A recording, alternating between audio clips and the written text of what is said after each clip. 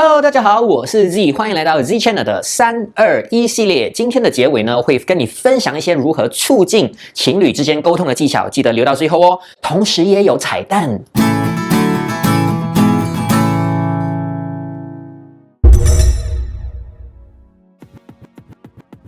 当然能啊，正所谓同性相斥，异性相吸。这里除了当然讲性别以外，还有讲的就是个性。那当两个人不同的个性的时候，就会互相的吸引。而其实相同个性的人更加难在一起。想象一下哦，如果一个是非常会讲话，一个只是很安静、喜欢聆听的，在一起就刚刚好咯，一个讲一个听。如果两个都是爱讲话的，吵架了，每天吵架。那再来呢？两个个性不同的人，其实可以互相扩展彼此的视野。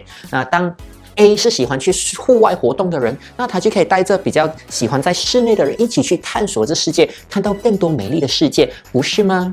我觉得嘞，如果两个个性不同的人，真的是不太适合在一起。两个个性不合的人在一起，肯定常常吵架的，吵架肯定伤感情。如果感情受伤的话，怎样去长久嘞？比如说，你今天这个人真的是想要出去外面骑个脚车，可是另外一个人的就是想要留在家里面，又或者是一个想要去森林里面感受一下大自然，另外一个就是我需要冷气。这样的话，两个人在一起也是很辛苦的嘛，对不对？所以呢，这样子的一个情况下，就会花很多精力在维持这段感情，然后耗很多的精力去解决这些所谓的问题。那如果两个人个性合得来的话，你知道一起去外面感受大自然，或者是一起待在家的话，根本就不需要消耗这些力量、这些时间去互相迁就、互相了解、互相什么的话，这样的话是不是好很多嘞？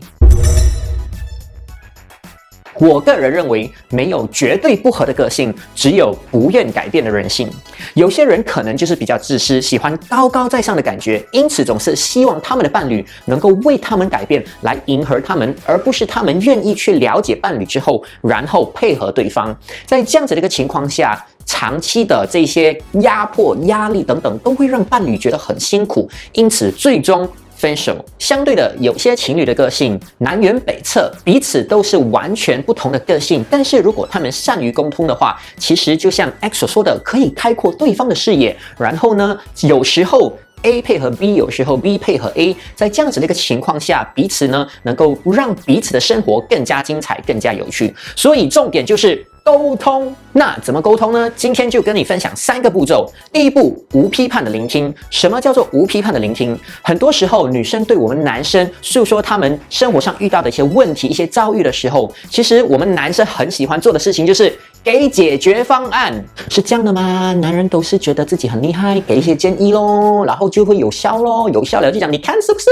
但是其实这时候女生所需要的，有时候真的不是解决方案，有时候是真的需要啦，你要自己去批判啊，你自己有脑的吗？对不对？如果女生需要的不是解决方案，那她需要的是什么？就是第2点，你的同理心。什么是你的同理心？就是你适时的时候说出一句：“哦，宝贝，你真的看起来很辛苦哦。哦，宝贝，你真的是很可怜哦。哦，宝贝，哪里可以这样子的哦？真的是过分哦。哦，宝贝，你辛苦啦，你一定是很伤心。”是的，就是点出他的感受、他的情绪。因为很多时候人们并不是不知道如何去解决，而是需要一些抒发的管道。而身为伴侣的我们，这时候呢，与其再继续给他更多的建议，给他更多的批判，倒不如点出他的情绪，让他知道你在关心他，你可以理解他，你可以感同身受。这样的话，你的好感值马上就会上升啦。当第1步无批判的聆听，第2步点出对方感受之后，第3步才是